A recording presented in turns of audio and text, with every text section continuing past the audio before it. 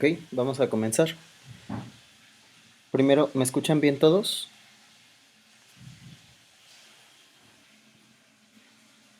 Ok, muy bien. Hoy vamos a hablar de un tema que es muy interesante y a la vez es de cierta forma muy corto, pero, pero de verdad es muy importante en relación a el tema de por qué la alimentación de los mexicanos se dificulta de cierta forma. Vamos a hablar de algo que se llama cadena alimentaria. Bueno, primero les preguntaría a ustedes, ¿a qué les hace alusión si les digo cadena alimentaria? ¿Qué es lo primero que ustedes piensan?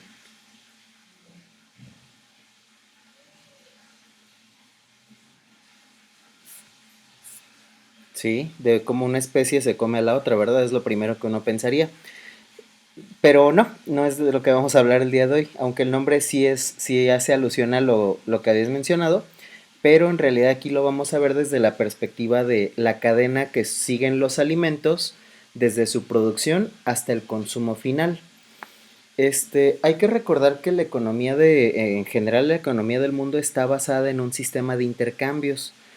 O sea que para que a ti te llegue un producto a la mesa, realmente pasa por muchísimas manos antes de. Si ustedes recuerdan, ya hemos hablado un poquito acerca del tema, por ejemplo, de la inflación. Y recordarán que la inflación hace referencia a el valor que se le da a un producto que es distinto del valor real del mismo producto, pero que está considerando la necesidad de producir riquezas de ese producto para subsanar las necesidades de los demás. O sea, habíamos platicado poniendo un ejemplo de una silla, les decía, ¿cuánto realmente cuesta una silla? Si lo pensamos bien, dirías, bueno, a ver, ¿cuánto cuesta la madera? En realidad la madera no tiene un costo como tal, ¿no? La madera se produce en la naturaleza. Ahora, no puedes darle un valor real al trabajo de la persona, del carpintero, bueno, de antemano de quien fue a talar el árbol y después quien se encargó de pulir la madera y después de quien se encargó de hacer la artesanía de producir una silla. Ahora, para que esa silla llegue del árbol de donde se tala el árbol a tu mesa, no solamente, o a tu casa, perdón, no solamente pasa por el carpintero, ¿verdad? Si ustedes observan, ya mencionamos, por ejemplo, a la persona que se encarga de talar el árbol, hablamos de la persona que se encargó de transportar esa madera, a la persona que se encargó de comercializar la madera, al carpintero que se encargó, por ejemplo, de producirlo.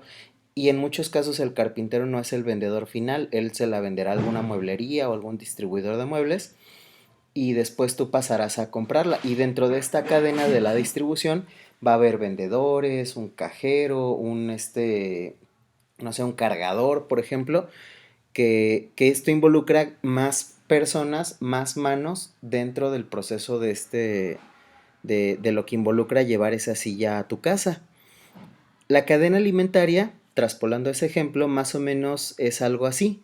Es decir, cuando tú, por ejemplo, ves en tu despensa un producto como un bote de yogur, tú sabes que el yogur se produce a partir de la leche, pero para que tú tengas yogur en tu mesa, no nada más es ir y ordeñar la leche de la vaca y que alguien se ponga a producir yogur. Entran muchas manos en juego, ¿verdad? Entran los dueños de los establos, de las rancherías donde se va a producir, donde se tiene la producción, por ejemplo, de leche, el cuidado del ganado. Todas las personas que involucran este proceso están involucrados todos los sectores de la regulación alimentaria, por ejemplo, el conjunto de supervisores, el conjunto de personas que se encargan de revisar que los productos o los sistemas de sanitización se hagan de forma adecuada. Después tienes a las personas que se encargarán de manipular la leche, hacer la transformación. Después tendrás a la marca que se encargará de comprar esa leche para producir un yogurt, quienes se encargarán, por ejemplo, del marketing del mismo para que salga a la venta, promocionarlo y que sea vendido. Tienes los grandes distribuidores y luego los pequeños distribuidores, a los pequeños vendedores, a las personas que trabajan en la tienda donde tú la compraste, por ejemplo, no sé, la gente que trabaja en el Walmart, donde tú compraste ese yogurt. Entonces, cuando hablamos de cadena de alimentos, hablamos de un gran número de pasos que se siguen desde que el producto o la materia prima del producto sale hasta que el producto puede llegar a tu casa. todo el conjunto de transformaciones que tiene que seguir ese producto para que tú lo puedas tener en tu casa y entonces disponer de él desde la parte alimentaria. Eso es la cadena alimentaria. Ahora, la pregunta para ustedes desde esa explicación es, ¿y eso qué importa dentro de la materia que estamos revisando?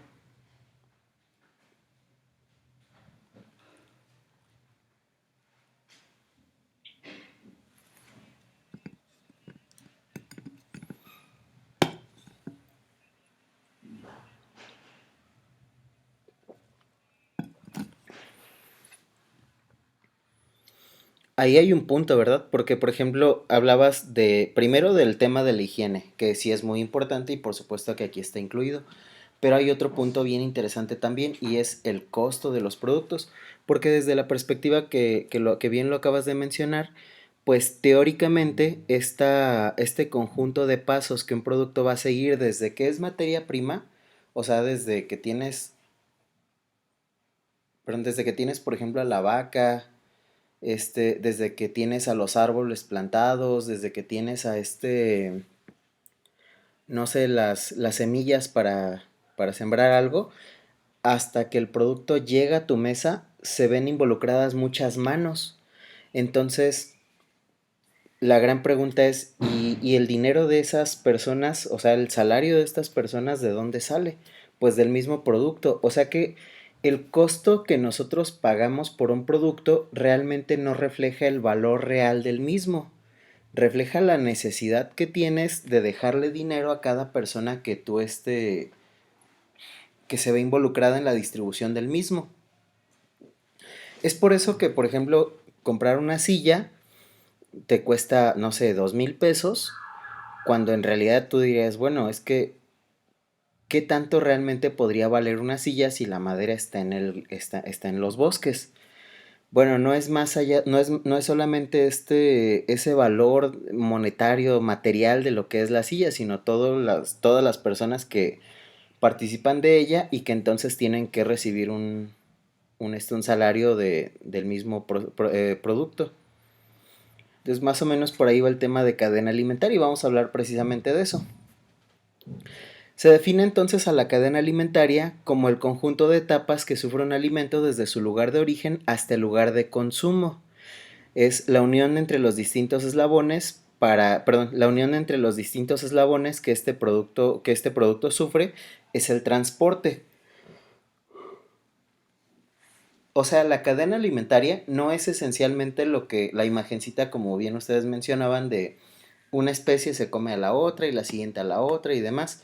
En este caso, desde la perspectiva de las políticas públicas y en materia de nutrición comunitarias, estamos hablando de cadena alimentaria desde cómo los productos que nosotros elaboramos se obtienen desde las materias primas y todo el conjunto de transformaciones que tienen que ir siguiendo para llegar al consumidor final, pero también todo el conjunto de manos y pasos que tiene que atravesar ese producto en este espacio para poder llegar precisamente al consumidor final.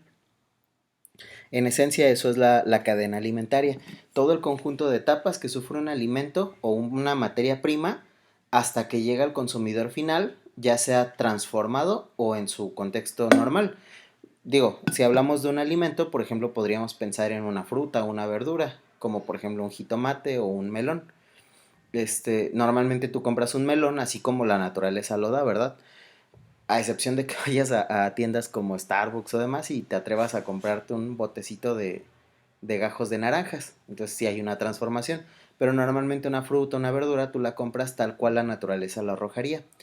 Caso contrario, si compras una reproducción del mismo, por ejemplo, no sé, comprarte un bote de salsa catsup, que tú sabes que la catsup en primera parte se supone que se elabora a partir del jitomate y bueno, y azúcar, pero que este conjunto de procesamientos que se tienen que dar y va a involucrar más pasos dentro de esta producción. A eso es a lo que hace referencia este sistema. Se menciona, las plantas, los animales y las personas necesitan alimentarse para vivir, esa parte la sabemos, las plantas necesitan recursos y los animales y los seres humanos obtenemos los alimentos de plantas y de otros animales. De hecho, por naturaleza somos omnívoros. comemos teóricamente de todo. Claro, dentro de esto pues puede haber algunas vertientes, ¿no? Si hay seres humanos que, por ejemplo, eligen otras rutas alimentarias, por ejemplo, ser solamente herbívoros. Tal es el caso de los vegetarianos, entre otras opciones más. Y que nosotros, para poder, digo, porque ya nosotros no hacemos este sistema de ir a recolectar nuestros alimentos o ir a cazar un animal directamente, salvo que alguno de ustedes me diga que sí, que se levanta todos los días al campo a recoger bayas y a ver si caza un puma o algo así. Pues bueno, todos compramos nuestra comida en tiendas, mercados, tianguis, la encargarás de internet o como sea, pero bueno, ya tenemos otro tipo de sistemas. Ahora, esto de los sistemas de producción de alimentos, pues converge en que los alimentos primero, pues te llegan no tan de manera directa o de manera no tan directa. A ver, si ustedes recuerdan, decíamos el otro día que hicimos el ejercicio de la canasta básica, que por ejemplo bueno, y de hecho veíamos que en algunas tiendas de autoservicio, comprar frutas y verduras parecía ser teóricamente un poco más económico que incluso comprar en el mercado. Veíamos que los costos por ahí, incluso a lo mejor ni siquiera eran tan diferentes, más allá de si era más barato o no.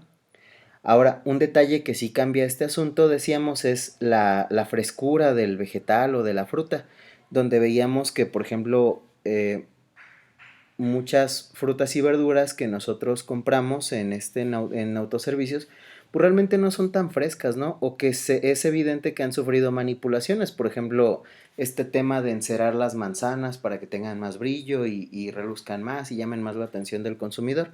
Eso representa agregarle pasos a la producción de los alimentos.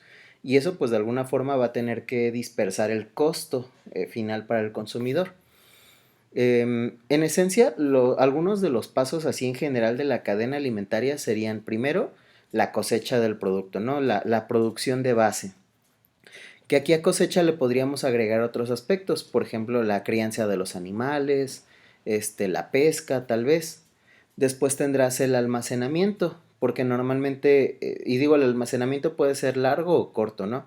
Por ejemplo, el almacenamiento podría ser desde que el pescador saca su red llena de peces y este proceso donde él llega con los peces a la orilla otra vez y los tiene que llevar hacia donde los va a vender, pero para esto los tiene que refrigerar, meterlos en hielo, etcétera, etcétera. Eso es un almacenamiento. O por ejemplo, la persona que ha cosechado alguna fruta o un vegetal y que no nada más los puede sacar y llevarlos así como si fuera cualquier cosa, porque se le van no sé, se pueden aflojar, se golpean, pierden su calidad, entre otros detalles más.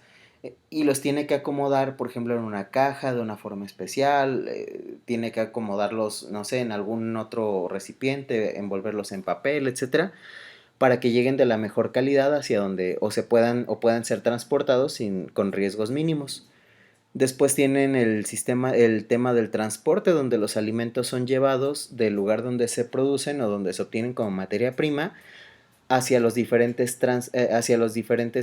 sistemas de distribución. Por ejemplo, hay productos que sí podrían pasar muy directamente del campo a la venta. Les comentaba que en muchos lugares, por ejemplo en mercados y tianguis, muchos de los vendedores de ahí sí producían, principalmente de los vendedores de algunas frutas y verduras, si eran ellos mismos quienes producían sus vegetales o demás, o había un distribuidor que directamente llevaba del campo hacia los mercados y entonces tú nada más, tú acortabas el número de pasos. Caso diferente, por ejemplo, a tiendas como, no sé, por ejemplo, las grandes tiendas Walmart o demás, que pues Walmart, por ejemplo, no tiene sus propios campos donde ellos cosechan sus propios jitomates o demás. Ellos tienen o están asociados tienen convenios con grandes distribuidores, ¿no? Grandes empresas de cosecha y producción. Y entonces ahí vas agregando pasos. Normalmente ellos tienen convenios con grandes distribuidoras donde estos le llevan a la matriz y la matriz se encarga de distribuir a todas las tiendas del país. Y decíamos también que esa era una gran diferencia de por qué a veces sí se recomendaría que frutas y verduras las compraras más bien, por ejemplo, en un mercado municipal o en un tianguis, ¿no? Menos tiempo desde que se producen hasta que son vendidas al consumidor final. Dentro de la cadena alimentaria también entran todo el tema de las preparaciones y modificaciones de las consistencias. Esto es importante porque en muchos casos nosotros no comemos los alimentos tampoco tal cual nos llegan. Los cocinamos, los preparamos y eso sí afecta, ya lo hemos hablado, los valores nutricionales del mismo, ¿verdad? No tiene la misma cantidad, por ejemplo, de vitaminas, no sé, una zanahoria entera que tú te comes a mordidas a una zanahoria que tú licúas y te tomas en jugo. O por ejemplo una zanahoria que coces o que salteas en aceite. Cambia el valor nutricional. Ese tema de la preparación también es importante porque afecta el valor nutricional de los alimentos para llegar ahora sí al último paso que es el consumo de los alimentos. En esencia y a grandes rasgos eso es una cadena alimentaria o los pasos de base de una cadena alimentaria. Hasta aquí, ¿qué preguntas tienen ustedes?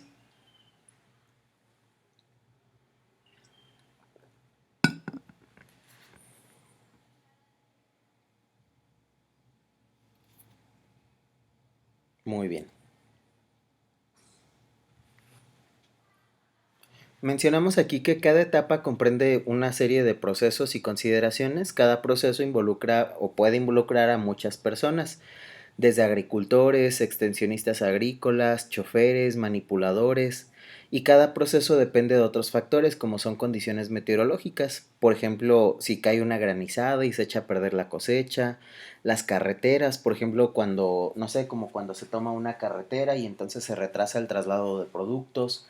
De hecho, si ustedes lo piensan, esa es la razón de por qué de pronto, y aquí sin querer como meterse con nadie ni nada de eso, pero porque, por ejemplo, cuando en Michoacán, no sé, aquí en Uruapan particularmente, se toma una carretera y mucha gente no dice nada, pero si afecta a los aguacateros, ahí sí se hace muchísimo movimiento porque pues si no representa mucho dinero de pérdidas para un sector económico.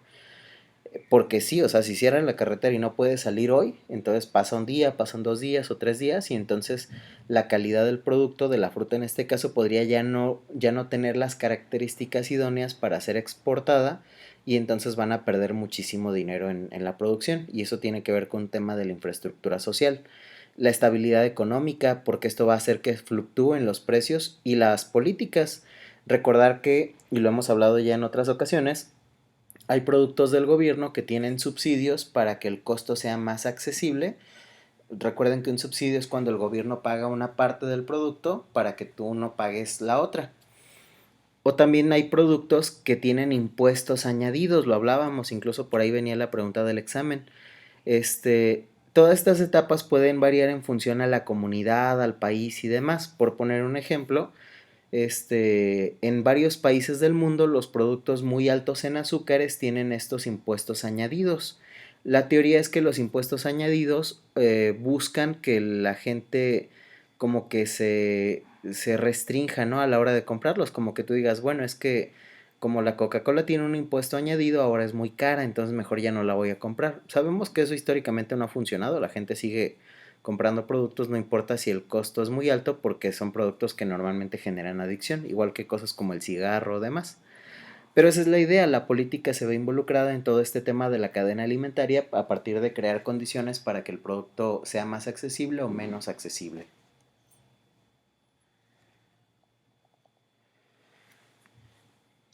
Desde esa perspectiva, los distintos escalones que conforman la cadena son primero el origen, ¿no? Es el lugar donde se obtienen los alimentos. Decíamos, por ejemplo, un bosque donde se talaran los árboles, un lago donde se pesca, una granja donde se producen vegetales, frutas o animales, por ejemplo, no sé, todo el tema de la ganadería o demás.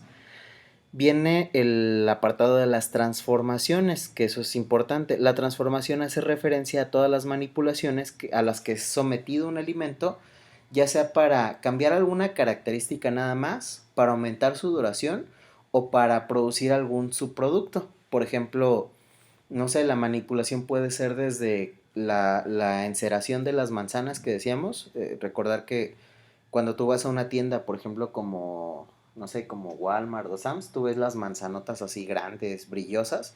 Pues bueno, a ver, ¿por qué una manzana que acaba de traer este señor que viene del campo no está brillosa y la manzana que compró en Walmart sí?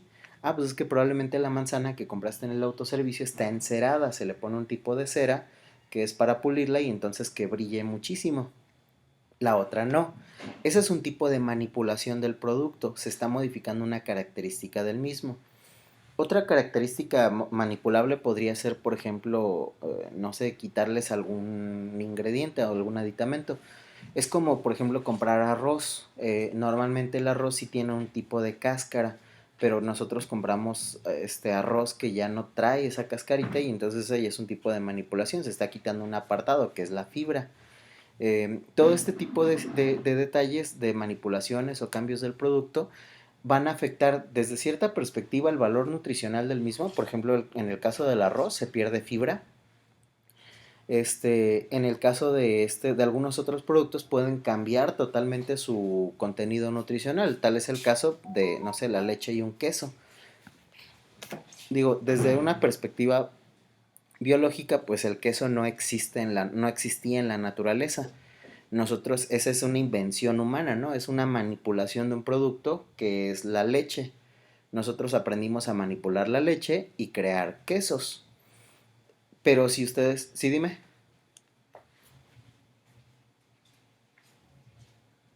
Sí. Y nosotros aprendimos a manipular entonces la leche para producir un queso.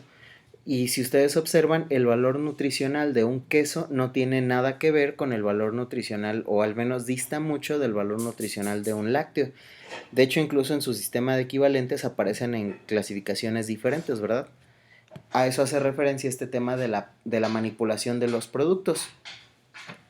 Ahora, no todos los productos sufren transformaciones, hay muchos alimentos que se comen tal cual la naturaleza los otorga. Algunas manipulaciones son a favor del producto, por ejemplo, para lograr que tengan un mejor valor nutricional o para que resistan más a las inclemencias del clima, como la utilización de diferentes técnicas de la agronomía, o también algunas son diseñadas para poder hacer que ciertos productos le lleguen a ciertos sectores de la población, por ejemplo, la deshidratación de vegetales como el nopal, que se utiliza para que llegue a otros sectores y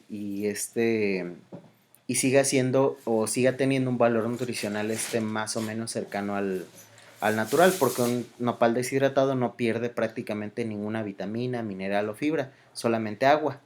Entonces, teóricamente sigue manteniendo su valor nutricional, teóricamente. No todas las transformaciones de alimentos son malas, algunas por supuesto que sí lo son. Otro apartado de la cadena alimentaria sería el almacenamiento, como decíamos, que esto es bien importante. De hecho, este tema del almacenamiento en relación al transporte es lo que ocasiona la disparidad de precios de muchos productos, por ejemplo, de las carnes. Normalmente existe un concepto que es el almacenamiento en frío. Este concepto de almacenamiento en frío hace referencia a cuando un producto para poder ser almacenado y transportado tiene que estar siempre frío. Por ejemplo, tal es el caso de las carnes, que si el animal una vez que es matado no se mantiene con ciertas características de la temperatura, puede echarse a perder, se va a echar a perder rápidamente. Sabemos que la carne, pues desde que el animal es asesinado, se está echando a perder. El frío retrasa este proceso, no lo limita, solo lo retrasa. Entonces, si el almacenamiento no se da en las características correctas, tanto la seguridad alimentaria en cuanto al riesgo sanitario que involucra el alimento, pues ahí va a estar, como también se va a perder mucho del valor nutricional. Por poner un ejemplo, decíamos hace algunas clases cuando hablábamos otra vez del tema de la canasta básica, que esa es la razón de por qué, aunque hay productos como el pollo, la res o el pescado son más baratos en un supermercado que en un mercado municipal, pues en realidad no siempre es recomendable. Hablábamos acerca de la gran cantidad de anuncios o alertas que ha sacado la COFEPRIS de cosas como no compres pescados en Aurrera o en la mega comercial, no compres carne de res en Walmart. Esto porque se ha ya postulado mucho que no logran acreditar los lineamientos correctos técnicos de las características que el alimento debería tener al momento de su llegada a la distribución. Si ustedes recuerdan la norma 251 que habla acerca precisamente de esto de la seguridad alimentaria y el almacenamiento y distribución de alimentos, pues menciona ciertos detalles, por ejemplo, qué temperatura debería tener un pescado en su almacenamiento o en su punto de venta, a qué temperatura se debería recibir en un comedor la carne de res, el pollo o demás, qué temperatura deberían tener los alimentos que están exhibidos en una barra, por ejemplo, de buffet. Este tipo de cosas son importantes porque al final pues elevan mucho el costo. Es muy caro realmente hacer un transporte en frío. Por eso es que muchas empresas terminan por al final quebrar porque sus costos terminan disparándose mucho, dado que este sistema del transporte en frío es muy costoso, sumamente costoso y difícil además. Y luego viene el tema del transporte. El transporte es el elemento que une todos los pasos, si ustedes observan, ¿no? Porque tú tienes, por ejemplo, la necesidad de transportar cosas desde que estás en la producción de materias primas. O sea, si tú, por ejemplo, tienes una granja, tienes la necesidad de utilizar transporte para mover insumos básicos.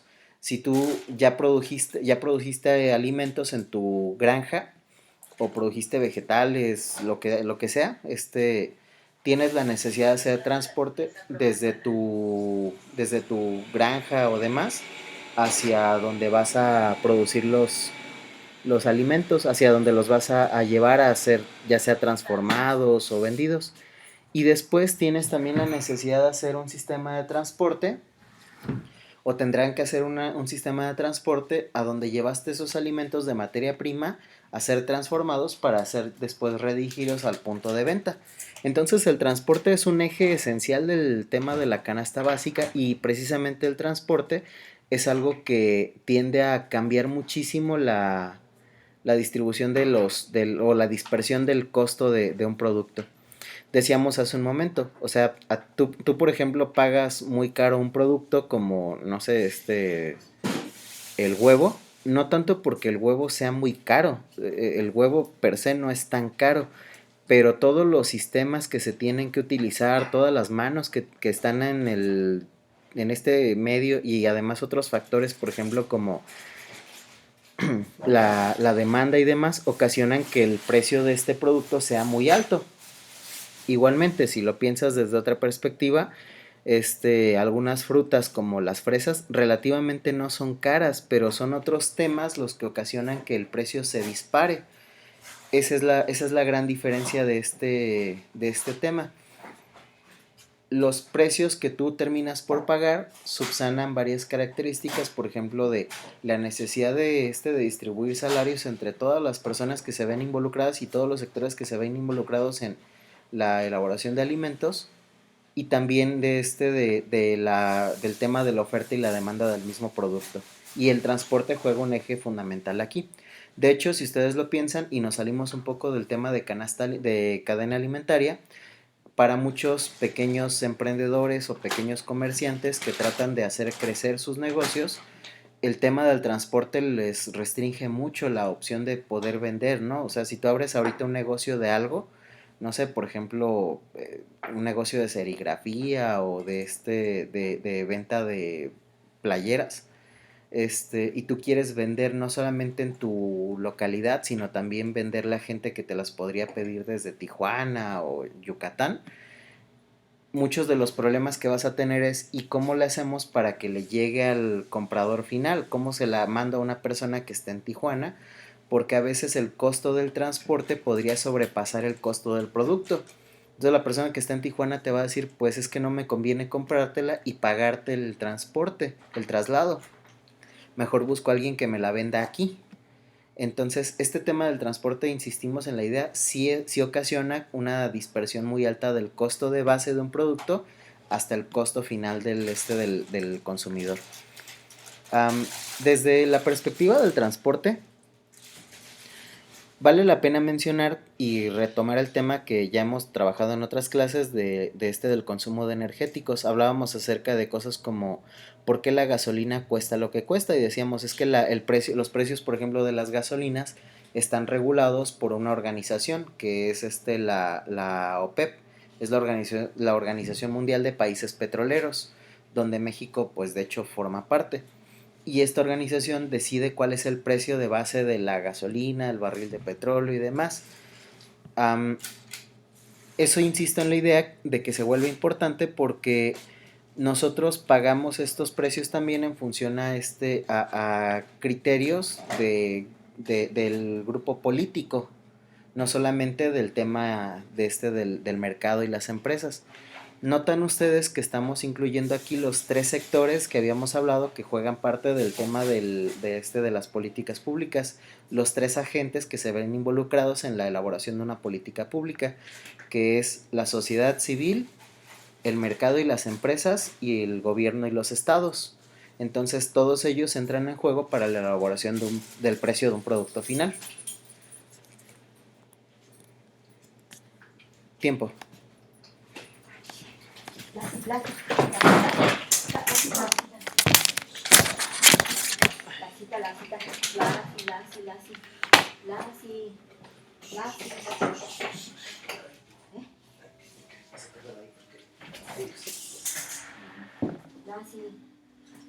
Pequeña, ya, ya. Ya, la cita. La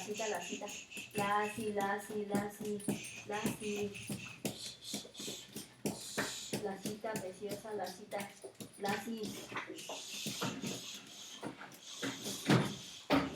Ya, la cita, ya.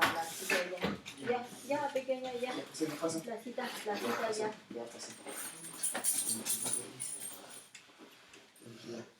Ya pasó. Ya pasó.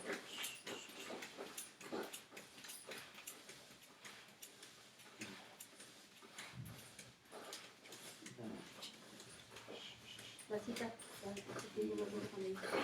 vente la cita, vente la cita.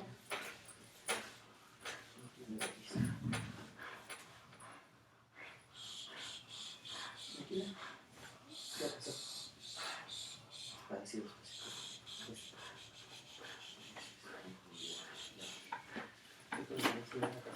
En la carta.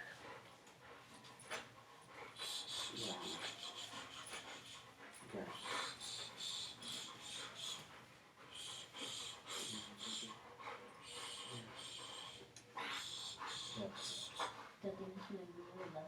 Sí, es que se le duerme la lengua y las patillas también. Sí. Es que pierde su fuerza después de la condición. Por eso queda un poquito así chavilla. Chichita, no pasa nada.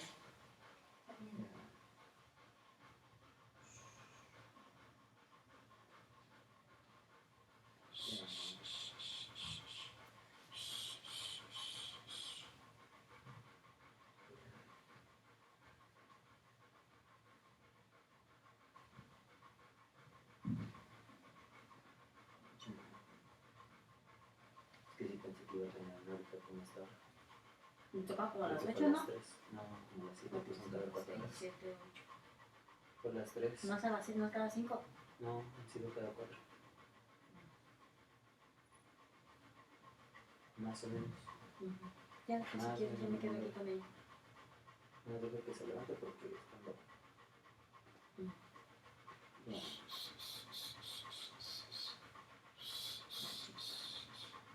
Yo creo que sí voy a quedar bastante con encima. Yo creo que sí, porque no han bajado la frecuencia. Pues hay que ver en la noche, pero parece que sí.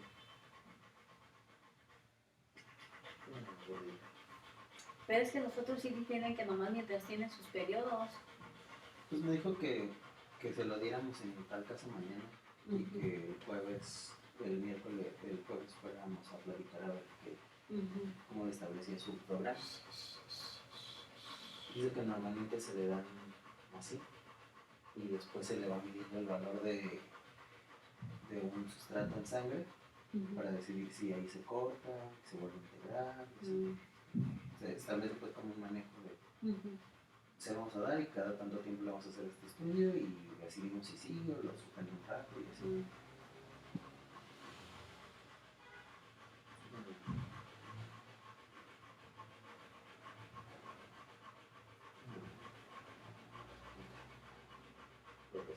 Sí, puede.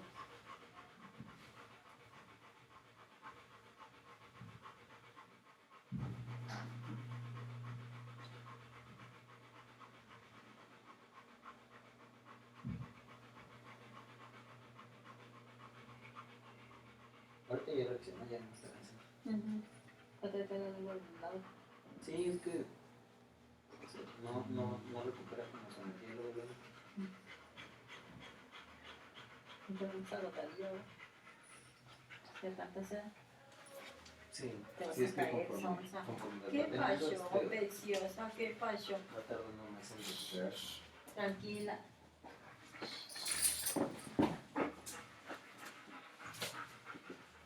¿Qué le dices? No, ya pinches pobrecita. Sí puedes. Es bien chiste.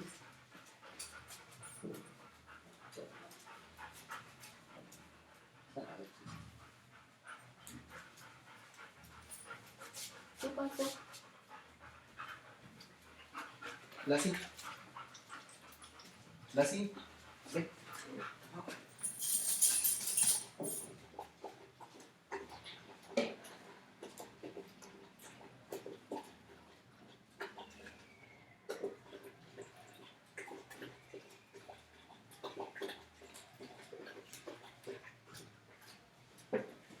Eso es. Puerca.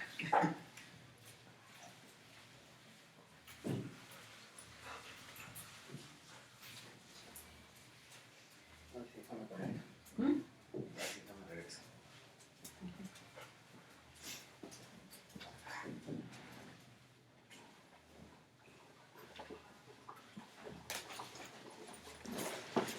Ahorita como en 5 minutitos le tratas de dar una cucharadita de leche. Porque ahorita no la acepta, como en 5 minutos ya que se... Ajá.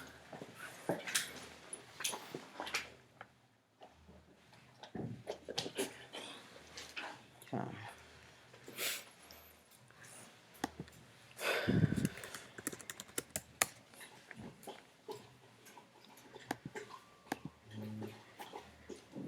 Hola, ¿me escuchan?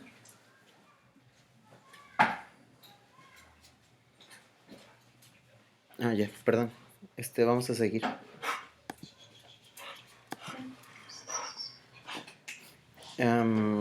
Estábamos en el transporte, ¿verdad? Y bueno, además del transporte hay otros apartados que se involucran dentro del tema de la cadena alimentaria. Uno de ellos es la venta. Recordar e insistir en la idea de que la distribución de un producto normalmente se ve a nivel de varios distribuidores, de varias personas que se encargan de hacer una comercialización del mismo. Por ejemplo, el campesino le vende, no sé, los tomates a una gran empresa, no sé, por ejemplo, a Clemente Jacks. Clemente Jacks se va a encargar de hacer un reprocesamiento del mismo para hacer puré de tomate, salsa katsu, entre otros productos de su gama de productos que ellos tienen. Y luego ellos no son, o sea, tú no vas y le compras directamente a Clemente Jack. Ustedes, que serían consumidores finales, no van y le compran directamente a Clemente Jacks, ¿verdad? Ustedes van y compran en una pequeña tiendita de la esquina o compran en el Walmart o en otra tienda. Bueno, Clemente Jacks le va a vender a distribuidores grandes y luego y esos distribuidores grandes a distribuidores medianos y los distribuidores medianos al pequeño distribuidor, que ahora sí, estamos hablando del pequeño abarrotero, de la pequeña persona que tiene su pequeño negocio. Y entonces a quién tú le vas a comprar. Nótese que entonces al menos se van a ver involucrados unos 3 o 4 comercializadores dentro de este proceso, al menos. La persona que elabora o que se encarga de producir materias primas, la persona que compra la materia prima y la reprocesa o se encargará de ajustarla para la comercialización. Después tendrás a los grandes distribuidores, el mediano distribuidor, que ese podría no estar en algunos casos, y luego el pequeño distribuidor. Después tenemos, por ejemplo, el consumo. El consumo es, una vez ahora sí que tú ya pasas del pequeño distribuidor a la compra que haces tú para tu casa y la venta y el consumo final de un producto. Haciendo una serie de organizaciones o de pasos de ese proceso, podríamos poner como ejemplo lo siguiente. Y solamente vamos a hablar acerca del tema, por ejemplo, de la elaboración del producto y los costos. Imaginémonos que tú tuvieras, bueno, a ver, de los que estamos en la videollamada, imaginémonos que Silvia es campesina y Silvia se encarga de producir, no sé, chiles, ¿sale? Pero Silvia es una campesina de un país como, no sé, Perú, ¿sale? Entonces, Silvia se va a encargar de producir chiles en Perú. Y Silvia le va a vender a un siguiente distribuidor, a un siguiente comprador. Por ejemplo, a Viviana. Que Viviana es dueña de una empresa, vamos a ponerle Members.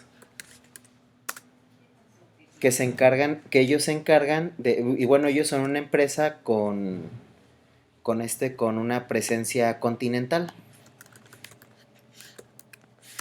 O sea, ellos venden productos en Perú, en Chile, en El Salvador, Colombia, México e incluso Estados Unidos. Y entonces ella es la dueña de una marca y su marca se encarga de producir varias cosas. Por ejemplo, salsas en botella, botanas, am, eh, productos enlatados, entre otras cosas más.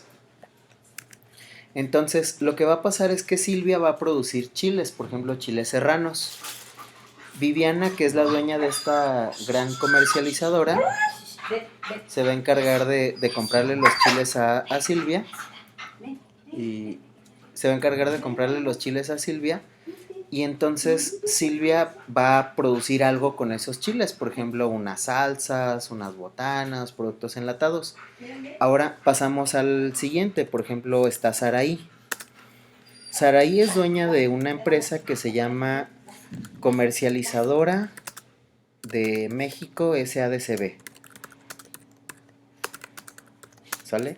Y entonces ella se encarga de comercializar, de importar y exportar productos. Entonces ella distribuye, por ejemplo, botanas internacionales. Recordar que Silvia produjo sus chiles en Perú. Esos chiles se los vendió a Viviana, que tiene una empresa continental, pero todavía están en Sudamérica. Viviana le vende las botanas ya elaboradas a Saraí, que tiene una comercializadora internacional que se encarga de ir por productos a Sudamérica y traerlos a México. Pero Saraí no, o sea, ella solamente es una comercializadora, ella no va y vende las botanitas así en las tiendas de la esquina o pone puestitos afuera de las escuelas para vender. Ella compra grandes volúmenes para venderle a medianos distribuidores. Por ejemplo, no sé, a Sunem. Sunem tiene una empresa que se llama Distribuidora de Occidente, SADCB.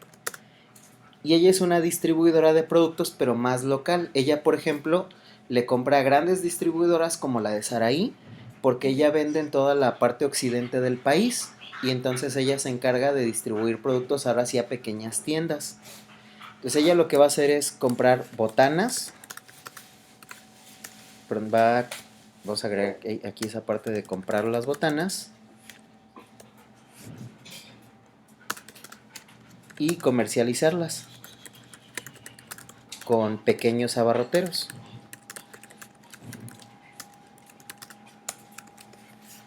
Y después tenemos a Carlos, que Carlos tiene una pequeña tienda.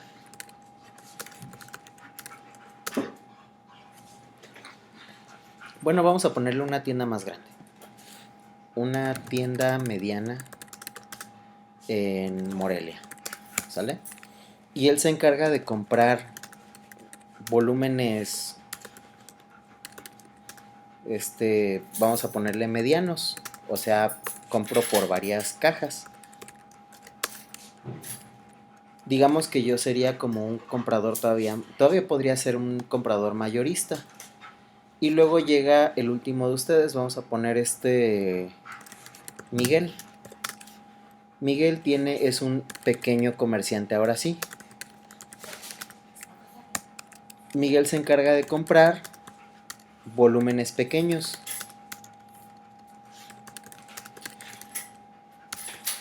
Por ejemplo, él solo compra una caja, una cajita de botanas. El anterior, compro de a 50 cajas. La anterior Sunem compra de 1000 cajas. Saraí compra 10,000 cajas para distribuirlas entre muchos distribuidores como Saraí. Y luego Saraí distribuye entre muchos compradores como Sunem. Y Sunem distribuye entre muchos compradores como Carlos. Y Carlos distribuye entre varios compradores como Miguel. Entonces, imaginémonos que los chiles que Silvia produjo, originalmente así los puros chiles costarían, si habláramos del costo de ellos, 1 peso por kilogramo. 1 peso por kilogramo, ese es el costo de los chiles que ella produjo. Ya después, con la transformación que Viviana hizo, una botella de salsa, una bolsita de botanas de las que ella produce, le costaría, no sé, 1 peso con 50 centavos. Ahora, cuando Saraí compra los productos, ya no cuestan 1 peso con 50 centavos, ahora tienen que costar 3 pesos. Después, para cuando Sunem compra los productos, ya no cuestan 3 pesos, ahora tienen que costar 5 pesos. Recuerden que el costo se va incrementando porque Saraí tiene que ganar dinero, Sunem tiene que ganar dinero, y porque Sunem no es solamente ella, ¿verdad? Ella tiene que pagar salarios a todos los que trabajan con ella, Saraí a todos los que trabajan con ella. Después, el siguiente comprador, dime.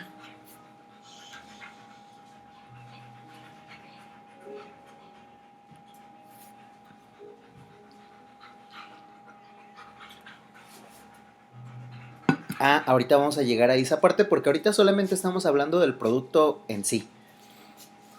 A esto todavía falta agregarle otros temas como los de impuestos, que creo que es por ahí por donde va la pregunta. Pero sí, ahorita solamente hablamos del puro precio del producto.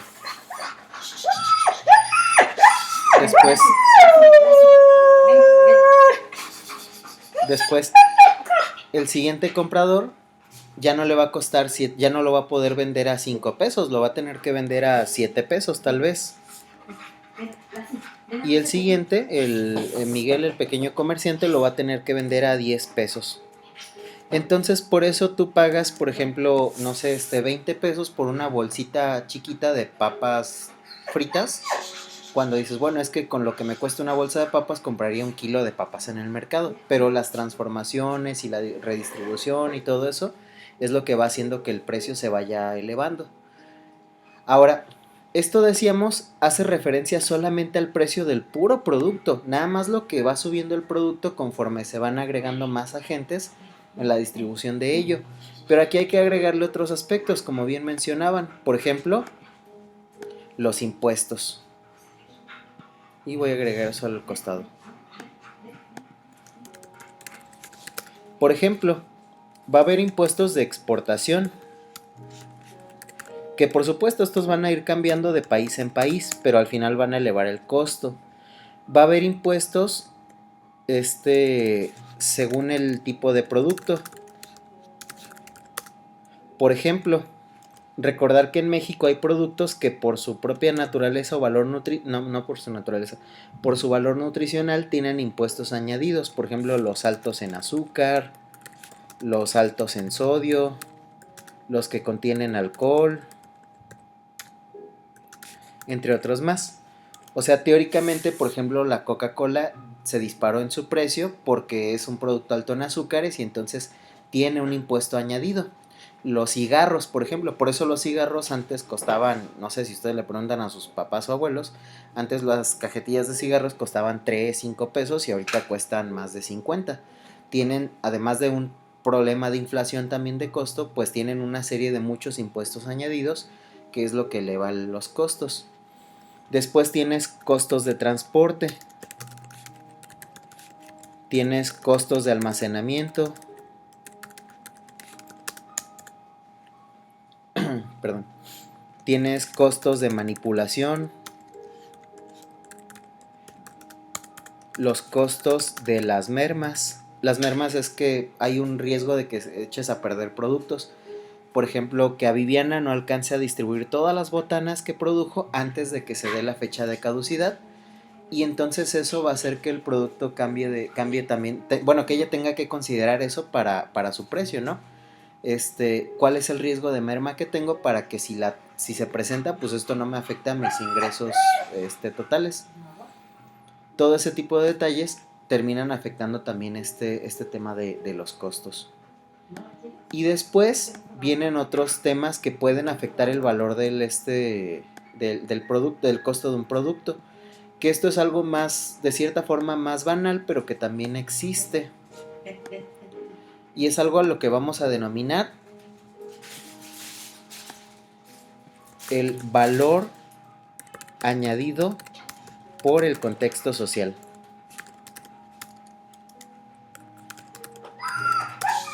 Por poner un ejemplo, a ver, ustedes que sí van para allá, ¿cuánto cuesta comprarte un café, un café sencillo, en una cafetería como Starbucks? ¿Cuánto cuesta un café en Starbucks?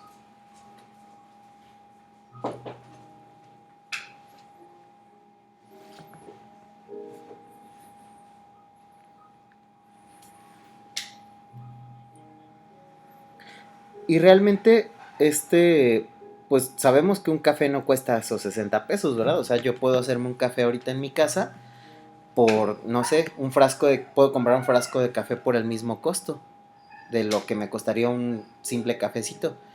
Y poner a calentar el agua y a lo mejor me lo voy a elaborar por 2 o 3 pesos en mi casa.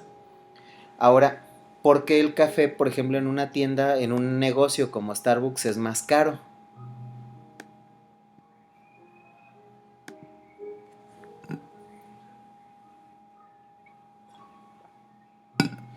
Pero sí, porque por ejemplo yo puedo abrir una cafetería ahorita.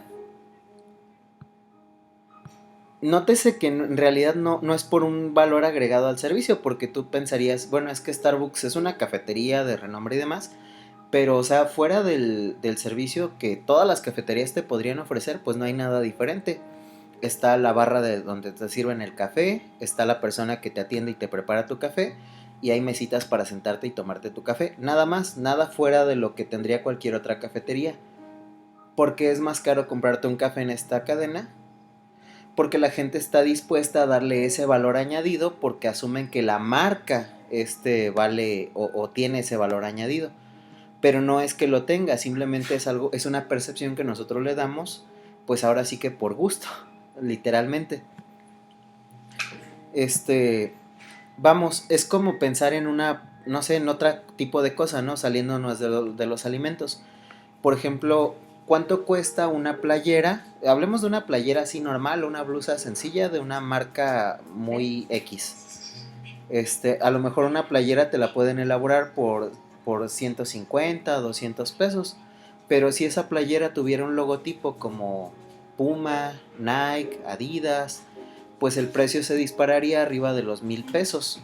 Y realmente pensarías, si es muy diferente la playera de la marca Nike, Adidas, Puma, Reebok o demás, es muy diferente a la playera que podríamos mandar a hacer sin marca alguna. Realmente no, pero el tema es que le estamos dando un valor social a una marca que no lo tiene. Entonces eso es otra cosa que cambia esta percepción.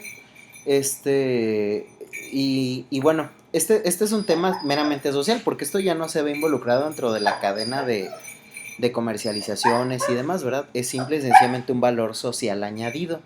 Y nótese que digo valor social añadido porque insisto en que no es un valor real y directo que de verdad se tenga que considerar.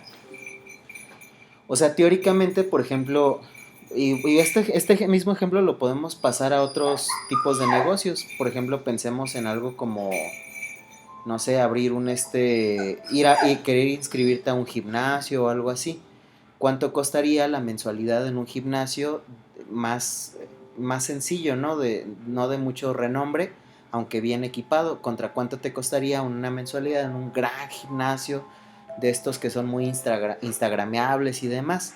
Pero si lo observamos y lo pensamos, simple y sencillamente es un valor social añadido que nosotros decimos, Pues es que es bien caro ir a este gimnasio o es bien caro ir a comer a este restaurante. La comida no vale tanto, es un valor añadido que le dan, pero que pues tiene fines meramente comerciales especulativos. Más o menos bien hasta ahí.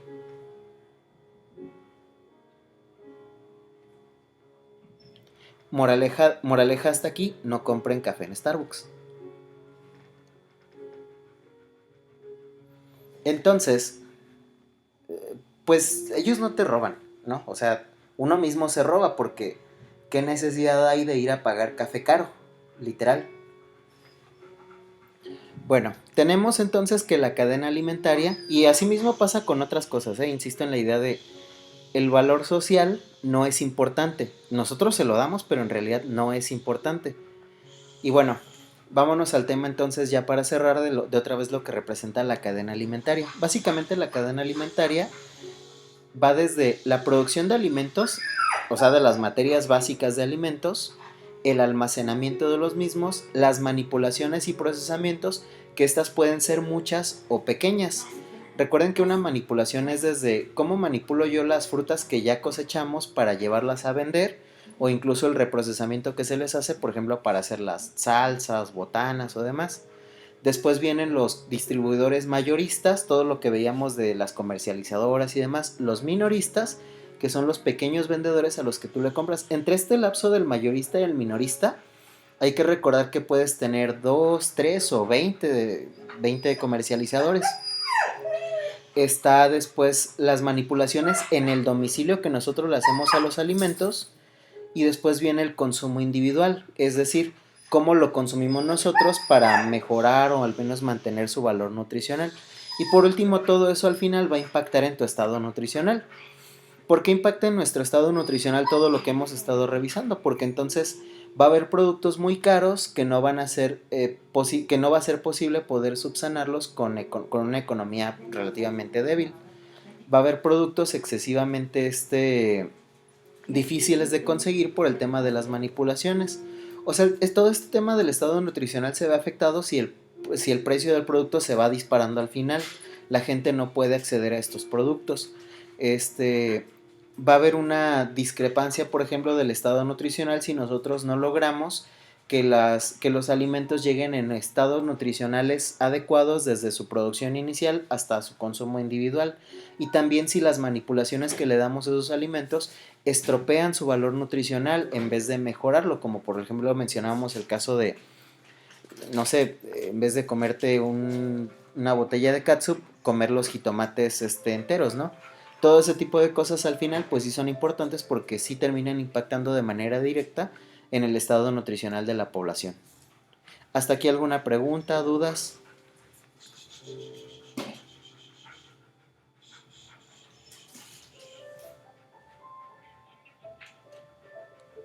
Muy bien. Y bueno, al final el tema de la cadena alimentaria pues se basa en esa parte, ¿no? De los cambios y modificaciones de los productos alimentos desde que nosotros los consumimos hasta que llegan a nuestra mesa y todo lo que involucra ese proceso y cómo al final sí termina por impactar pues en nuestro estado nutricional, economía y demás. Moraleja de este tema, primero que nada pues se tiene que empezar a pensar en consumir alimentos que tengan una menor cantidad de manipulaciones, teóricamente entre más natural, por así decirlo, es el alimento, mejor valor nutricional y mejores perspectivas alimentarias vamos a tener. También es importante conseguir alimentos que vengan de manera más directa desde el productor inicial hasta el consumidor final. Esa es la idea de por qué decíamos, sí podría ser que te encuentres más baratos los jitomates en Walmart, pero teóricamente, si hablamos del valor nutricional, podrían ser mejores los que compras en el mercado o en el tianguis. O la carne, podría salirte más barata el kilo de carne de res en un supermercado, pero teóricamente podría ser mejor en una pequeña carnicería de tu colonia, ¿no? Y también que debemos tratar de promover la cultura del intercambio de alimentos y el intercambio económico. que todos consumamos mejores alimentos, que todos intercambiemos más alimentos y la economía se termine moviendo para que el costo final de los mismos pues no se termine por disparar entre la población. ¿Alguna duda, preguntas?